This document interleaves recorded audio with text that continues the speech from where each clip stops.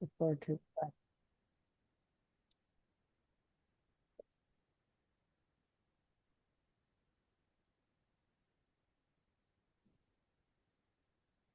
Hello, welcome.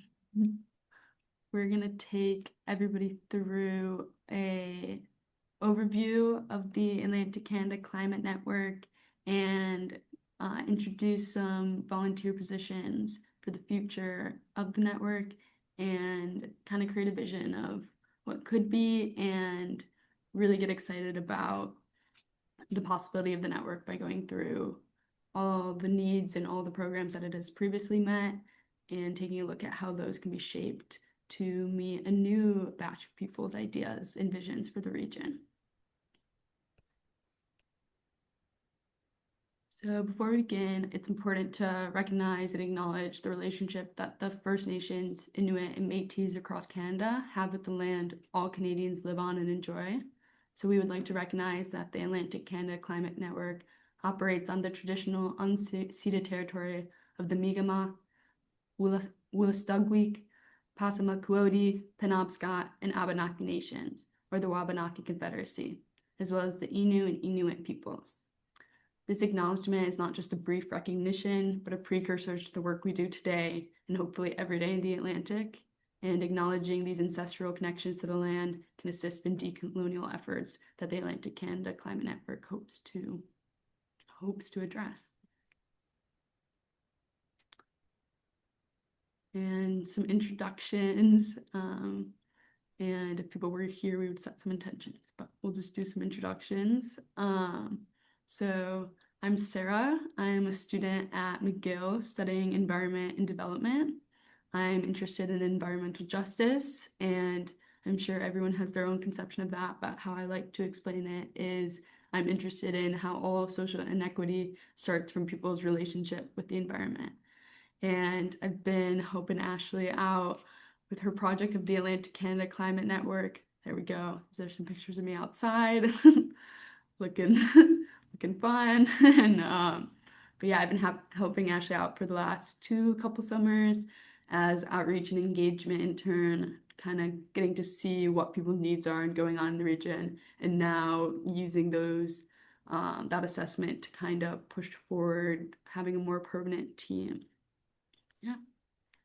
And my name is Ashley Anthony. I'm the Education and Engagement Manager at Climate Reality Project Canada. I've been working with Climate Reality Project for about 5 years, and I started as a Regional Engagement Coordinator in Atlantic Canada. I live in St. John, New Brunswick, and was the person who co-founded and co-launched this network. So very excited to be here and to tell you a little more about it. And so just giving everyone a little overview, if you're at home and watching this to know what you're getting into. We just did a bit of introductions, and now there's four main parts, one of which would be primarily questions, but so in this instance, it'll be three parts. But if you do have questions, we encourage you to reach out afterwards. Yeah, so it'll be a little overview, then thinking about the future, getting into some of those positions and what funding could look like, and then thinking about next steps, that if this interests you, what can you do moving forward? And yeah, it should take around an hour. Yeah. So I guess I can start with this, a little bit of a network overview, introducing you to the Atlantic Canada Climate Network. We have been around for about 3 years now. And it all started with a research project. So essentially, we service the four Atlantic provinces. And our goal is to have one unified Atlantic voice, essentially center Atlantic Canadians in that pan Canadian talk and make sure that we are represented, and to work together to build momentum here on our Atlantic stage. We started with a research project between Climate Reality Project and the Oath Project, where we held a number of meetings and interviews with people all across Atlantic Canada, asking them what they needed to be able to be more actionable and impactful on the local scale. And essentially, like what we kept hearing was they needed an opportunity and an avenue to share what they're doing, come together, and create the movement instead of feeling like they were reproducing the same solutions in every other community and felt really dysfunctional and not cooperating. So the goal of the network was to share resources, to share hurdles, to share successes, and to share learnings. So what we discovered is, again, like there were all of these individual climate champions and groups, but they risk reinventing the same climate solutions when we're not cooperative and talking to each other and building upon each other's initiatives. And so what the goal is that we want to essentially challenge the status quo. We want to critique dominant ways of knowing, being, and doing, and the monopolization that's always existed in Atlantic Canada. And we want to be able to reduce barriers to climate action and bring people into the fold so that we can all learn together and cooperatively co-create what Atlantic Canada will be moving into the future. And so, how do we do this? Well, we're a communication network first and foremost. So, we have a mailing list of about 860 people. We have platforms like our LinkedIn and our LinkedIn community of practice group, as well as Instagram and Facebook. And we try to amplify initiatives that are existing out there. So, anything that's happening in Atlantic Canada, we try to reshare as much as possible. And then we try to encourage people to mobilize around certain issues and to come together and learn more about really pressing topics in Atlantic Canada. And so we started with networking and we were bringing people together under two forums. One was a community of practice. Those were people that were already working in adaptation, mitigation, and climate action in order to share resources and hurdles, again, boundaries, limitations, but also successes, and to keep each other motivated and to seek for collaborative opportunities. We also have a community of advocacy, and the community of advocacy would happen in the evenings and was focused on serving those who were champions in frontline communities or in community groups. And so the goal was to bring people who weren't working necessarily full time in adaptation, mitigation, and climate action, but were local champions and enthusiasts of being part of the solution and co creating that change. And we also had a number of other opportunities as well, like the Innovation Speaker Series, where we would bring in different industry specialists or innovators or different platforms. Essentially, these people would talk about new ways of solving time-tested problems. And we've talked about everything from municipal waste, municipal waste to greenhouse gas accounting to coastal restoration to biomimicry to utilizing plastics for building blocks and 3D printing houses. And we've done so many of them. I think we have about 20 of them on a YouTube channel, and all of them are really compelling. And we're looking forward to putting on new ones this year as well. Something else that we had done traditionally was casual conversations. This is the Q&A without the song and dance of a presentation. So we go to webinars very often, and sometimes it feels like people are talking to us rather than with us. And so with casual conversations, we forego the webinar, bring in subject matter experts, and we get opportunities to ask them hard-hitting questions. And we believe that there's no such thing as a foolish question, which is why we don't record these sessions. We try to create a safe space so people can build literacy and comprehension and deeper understanding without feeling like that's going to be used against them or that they're going to be ridiculed later in life of their learning curve and learning process. We also have something called Green Ink. Green Ink started as a book club. We've also had writing circles featuring like the Writers Collective of Canada. We also had an artivism collective at one point where we would talk about different types of art and engagement when it came to climartivism and climate action. But what Green Ink now is an eco literature book club. So we read one book over 3 months, and then we have the author of that book come in and talk to us about their process, the impact of their book, and any burning question that the people who read their book want to ask.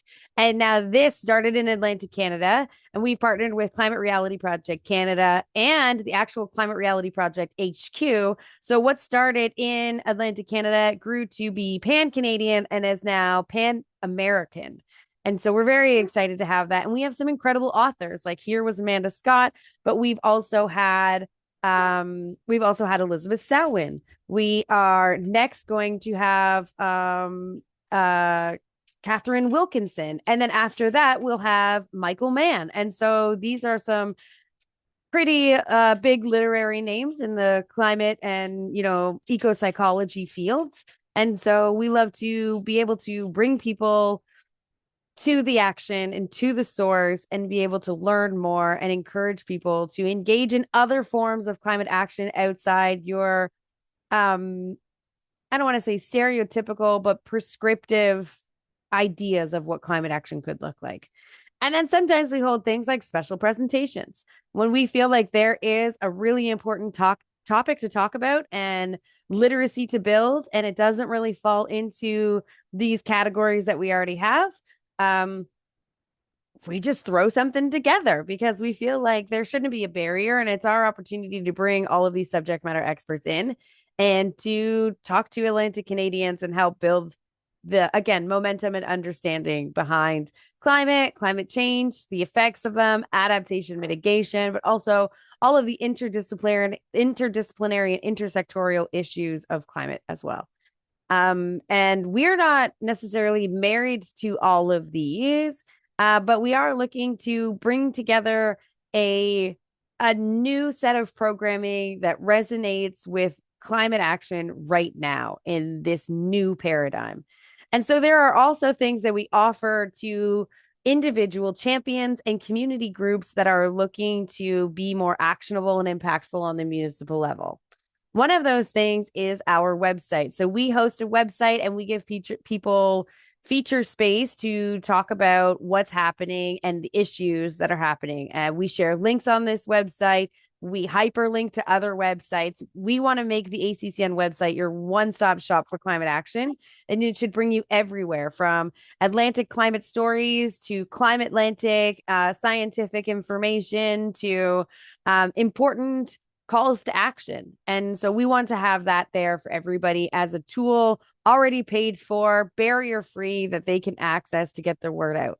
Something else we do is a bunch of other community supports for grassroots organizations in order to help them build capacity and, again, be impactful on that local stage. So we host Zoom meetings. We have a full paid Zoom account that we can share with people so that we can produce webinars, but also mobilize and host local meetings with smaller groups in different municipalities and regions.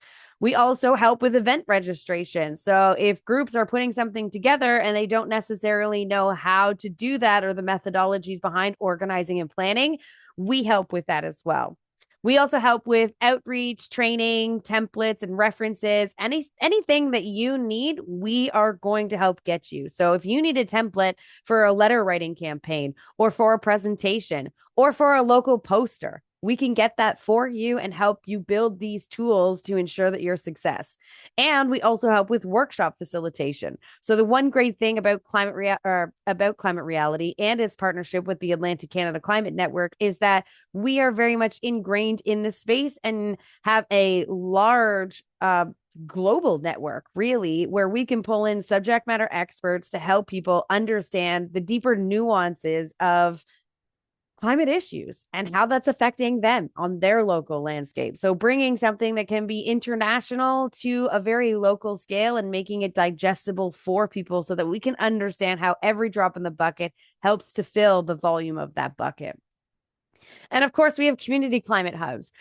These are groups that are related to Climate Reality Project Canada that are here in Atlantic Canada. And so we help them and support them in all the ways that we had just named, but also in other ways like connecting them to larger movements. For example, last September, we had the Draw the Line movement. And so we mobilized our hubs and gave them all of the supports that they need to help organize Draw the Line protests across the country. Something that we're working on now is the plug-in solar. So we're trying to educate hubs on how to mobilize policies that allow for plug-in solar on different municipal scales.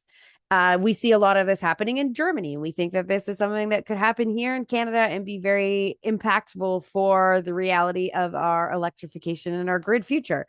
Locally, something that we're working on here in New Brunswick is the AI data movement. So we're helping local groups access resources and collaborate together in order to build the momentum to push for a moratorium on essentially AI data centers and the policy for their expansion without proper research and understanding of long-term impacts, both personally to communities and environmentally to our obviously where we live, play, in our wonderful habitat, and then economically, like what's going to happen after the boom and bust of AI. And so we want to make sure that we are part of the conversation moving forward and supporting those who are mobilizing on many different levels. And our strategy is, I would say, fairly simple, but it's to reduce barriers. So we want to create opportunity for people to support their work, to learn more, to be connected, to feel part of the movement. Something that happens a lot often here in Atlantic Canada is you have individual champions who are spread across the region and sometimes feel isolated, especially living in very petro-focused municipalities, right? And so we want to make sure that people don't feel isolated. We bring them together. We give them the support that we need, both online and hopefully working into the future offline, where we can have more in-person meetings and gatherings. Typically, in our past, what we've done is showed up to different tabling events, trying to help and support people there. But we definitely want to increase that impact and momentum and have more offline opportunities where we can have people come learn, and we're building these opportunities internally and externally. So coming up soon, we're looking to host an advocacy training that will bring over 100 people together to learn these skills in person. This will be a fully catered event. This will be like a large gathering with subject matter experts, and we are going to use Atlantic Canadians to be able to determine what that agenda looks like. So we're not prescribing what we want to talk about. We're unearthing what the conversations are and bringing them to light. And something else that we are doing is we're holding town halls on clean energy, trying to encourage people to have those local conversations of what a clean energy grid would look like across Atlantic Canada, as well as a unified energy grid across Atlantic Canada. And then, of course, as I've kind of talked to before, like we connect and amplify. So we are shoulder to shoulder with experts, ENGOs, and other grassroots organizations across Atlantic Canada and across the country. And so we're trying to essentially work as a mediator between amplifying the local things and giving them their limelight while they deserve them, as well as localizing these larger movements and making sure that they're regionalized to be successful in the landscape of Atlantic Canada. We do this through both awareness, so again, that amplification, and engagement. It's actually connecting people with the resources and with the movement personally, and then offering them supports on mobilization techniques and organizing techniques. This has actually brought us, all of this made us realize that when we first did our original inquiry of what Atlantic Canada needed, that was definitely in this era of COVID and the pandemic, where people felt isolated and alone and were very much stuck in their houses. Now that we've come through that terrible time and have essentially reached a new way of working and a new reality together, what we realized is that we need to, again, go back to the drawing board and talk to people, understand what their needs are, where the movement's at, and where it's going next. And so that brought us to a partnership with McGill University and to Sarah. And so Sarah was able to essentially, we'll talk more about it, but was essentially able to do another research report and build ideas about what Atlantic Canada Climate Network 2.0 can look like. Sarah, would you like to talk a little about that? Yeah, awesome. Yeah, so as I had said and Ashley mentioned, I was the outreach and engagement intern, which in doing so just meant I was trying to kind of build relationships across the region and see what people were organizing about and how it was going and how they saw what the Atlantic Canada Climate Network could be to help them.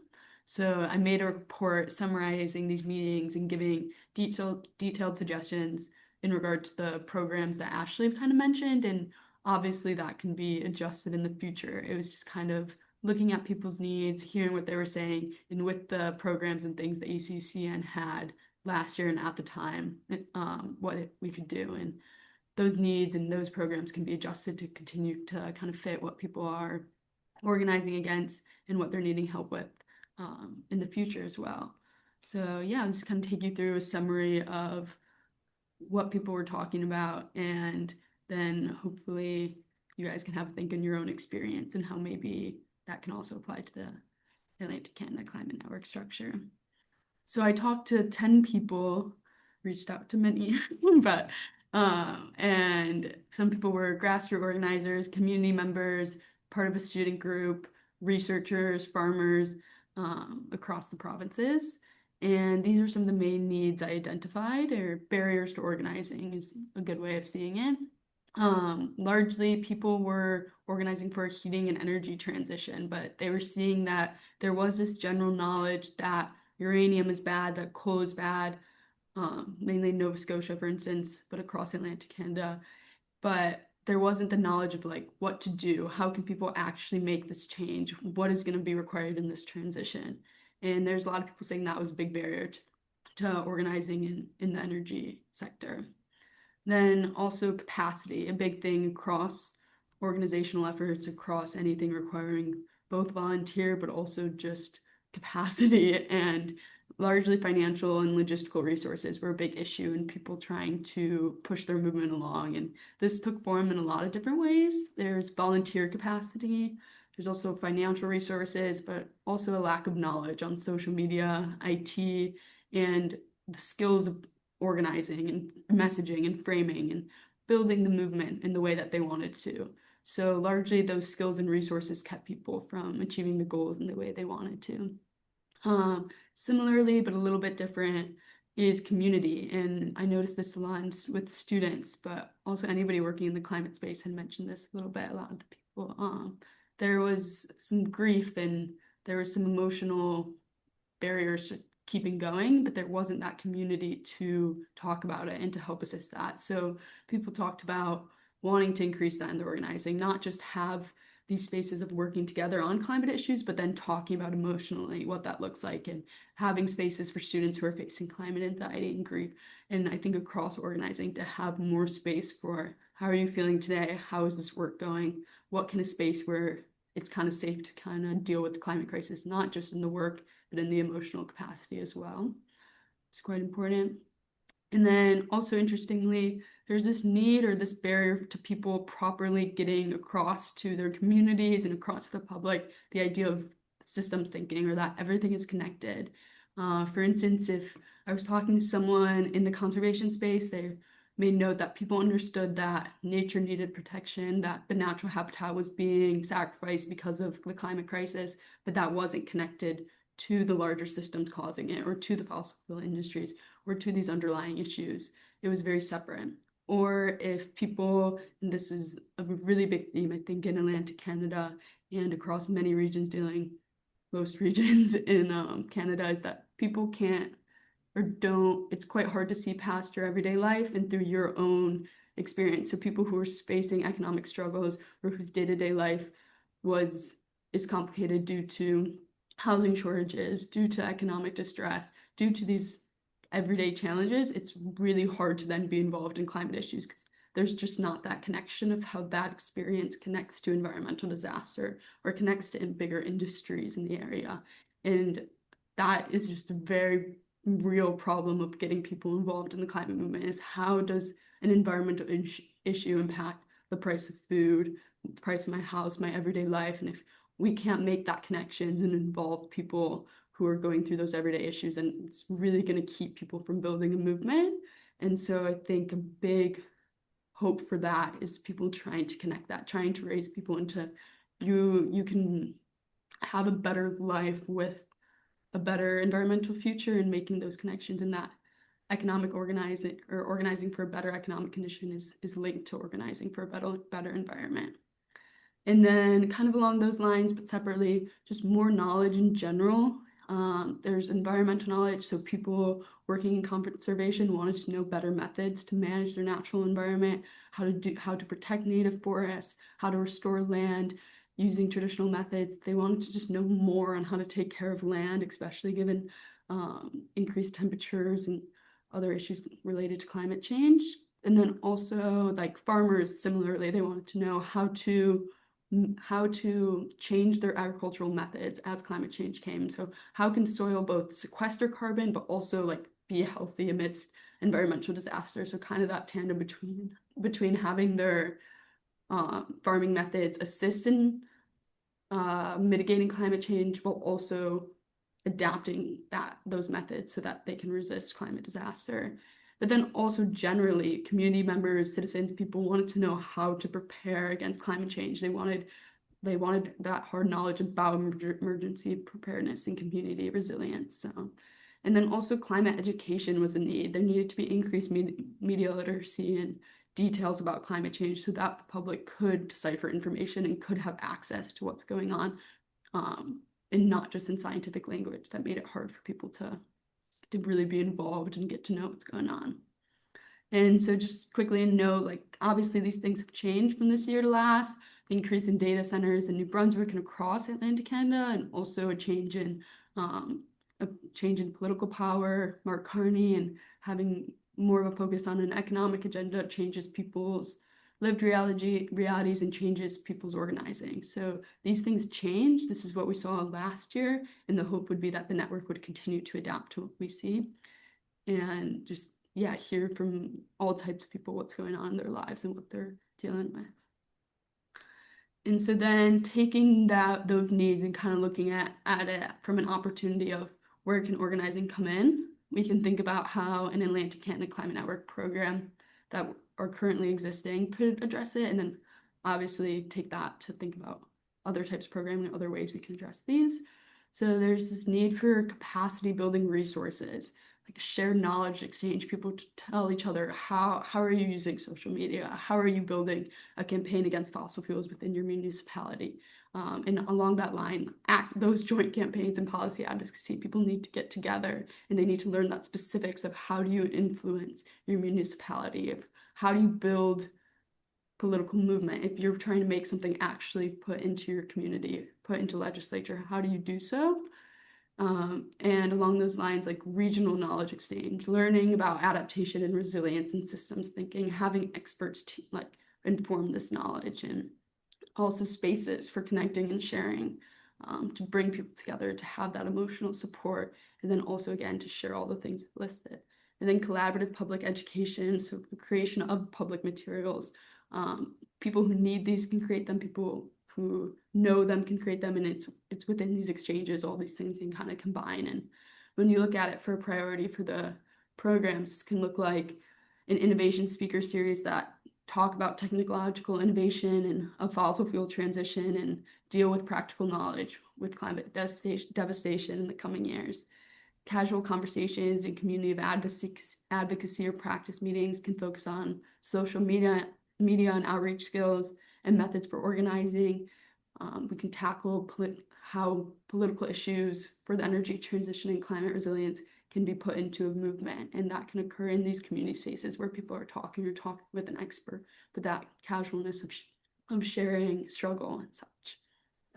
And so in summary, kind of combining what me and Ashley are saying, it's this combination of amplifying, hosting, and creating community that the Atlantic Canada Climate Network has the possibility to do. These organizations and these people and researchers and farmers and people in all these different fields are just asking for organizational direction to further their goals of community change. And the Atlantic Canada Network has all the platforms to do so. So again, just as a final summary, what all these things have in common is that people need collaboration and unification for exchanging knowledge, creating campaigns, and supporting each other. And the Atlantic Canada Climate Network can fill this niche. As a united Atlantic voice, this means that the needs of communities and organizers can be met through their programs and connections. So that was kind of an overview of what are all these programs, what was the inception, what is the vision, how has it been done, and then what are people needing and how can we adapt those things to meet those needs. And that's going to be hopefully in the future to continue to do so. But that's just a look at how things have been done, how things are thinking about being done. So you continue to think about the future. I'm going to go through some actual roles and talking about what that governance format would look like. So these positions are meant to be flexible and co-created between Ashley and me and people who have maybe have like shared some of those past experience, but also by the people filling them. And this means that the hours and goals and tasks we're gonna inform and give you a little bit of a model of what it can look like now, but ultimately the future of the network should be informed by the incoming team and in collaboration. And the goal is just to maintain a united Atlantic Canada, and that can look like many different things. So we're going to start with the steering committee member. So as a steering committee member, you will participate in regular meetings and you'll help shape the network's direction and programming. You'll draw on your personal and community experience in Atlantic Canada to inform decision making. And again, the committee is meant to fulfill the purpose of providing pan-Atlantic support for grassroots organizers and community leaders. And so as a commitment, there can be levels. Starting now it's primarily going to be a voluntary position until funding could be secured possibly.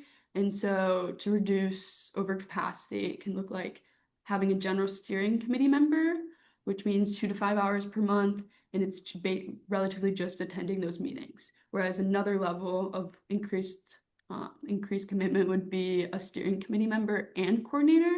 So maybe 5 to 8 hours a month, and you are actually taking items from that meeting and doing them outside of it. So some of those actionable items like sending correspondence, helping implement programming, coming up with ideas, making those documents, informing people, and coming up with those ideas outside the meeting would increase your commitment a little bit.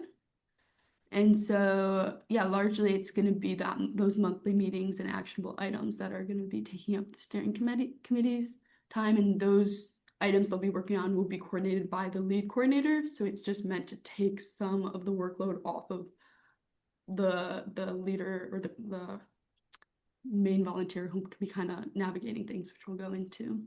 And so we're looking for people with pan-regional or pan-provincial perspectives. So taking your individual experience of your community and where you're from in the Atlantic, but also considering how that fits into the goal of regional goals and what that can look like.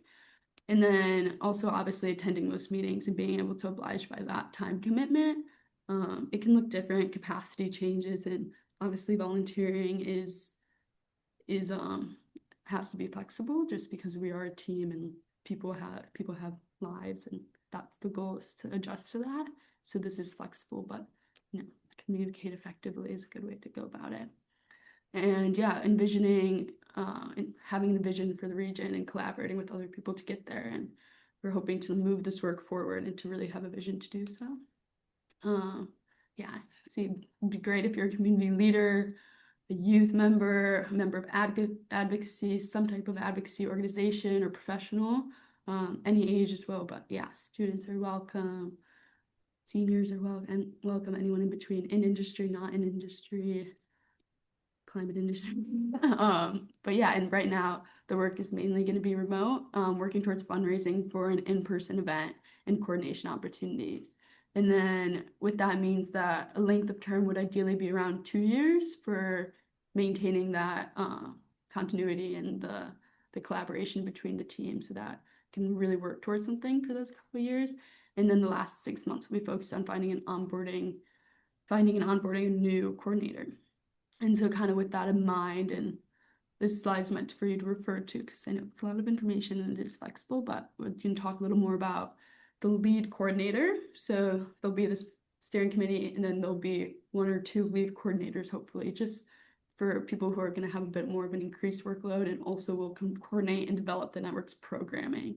This could be the communities of practice, that could be communities of advocacy and such, or they can be other events that seek to fit the needs that the steering committee and coordinators think make sense for their visions.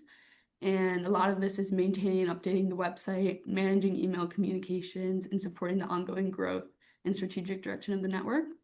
So this is probably around 15 to 20 hours a month, and mainly means maintaining communications and hosting meetings.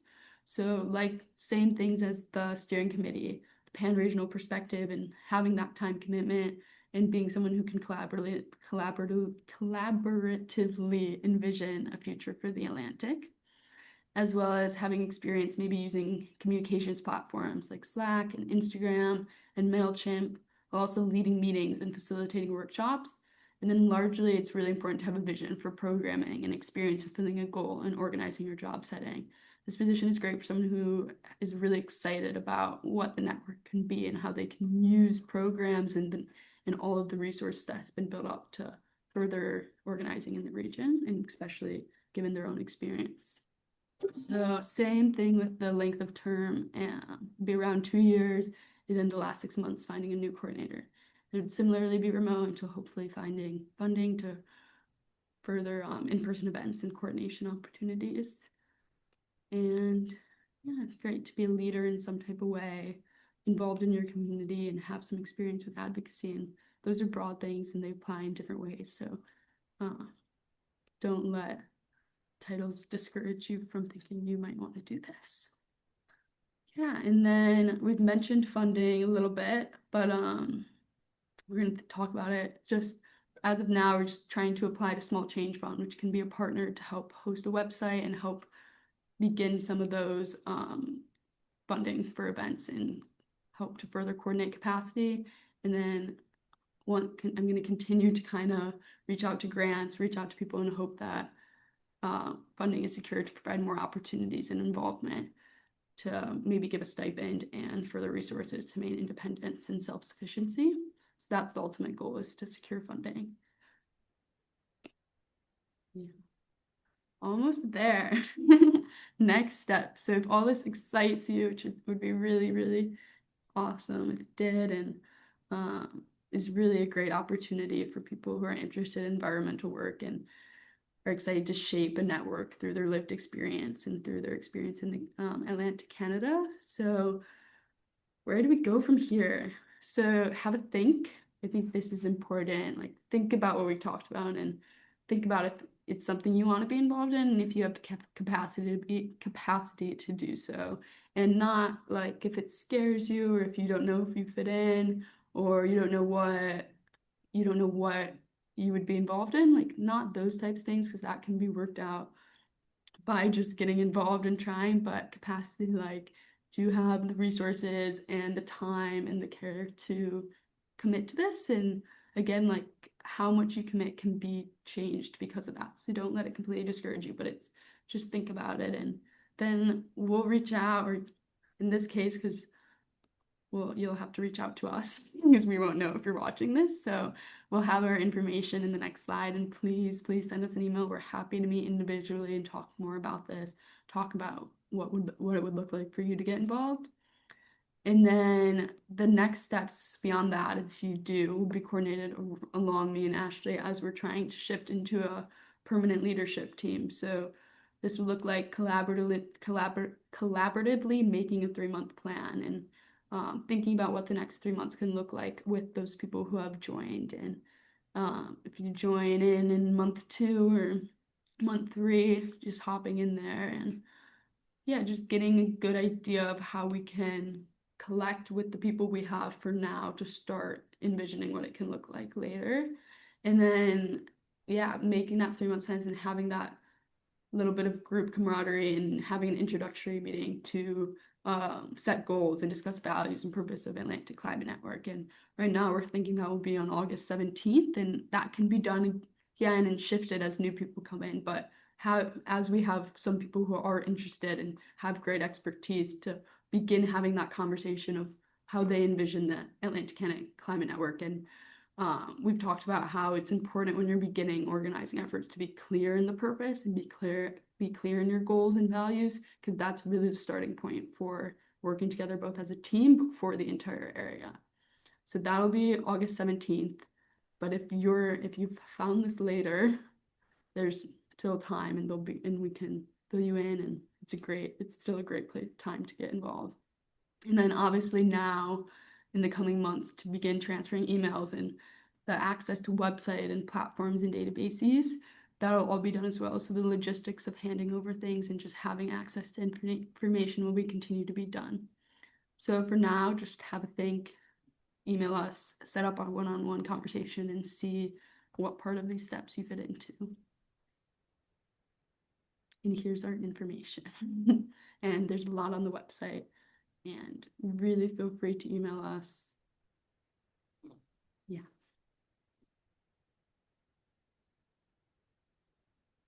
I can't hear you. Wait, I can't. You're on mute. Yep, I was on mute. Thank you, Sarah, for this presentation. It was really well done. And thank you to whoever is out there watching us and, the internet land. We really appreciate it. Feel free to reach out. Our email is Atlantic Canada Climate Network at climatereality.ca, or you can reach out through any of our platforms on Instagram, LinkedIn, or Facebook, and we will be receiving messages there. Or you can even go to our website, atlanticcanadaclimatenetwork.ca, and send us a message through there. But we definitely look forward to hearing from you and to working with you in the future. So thank you.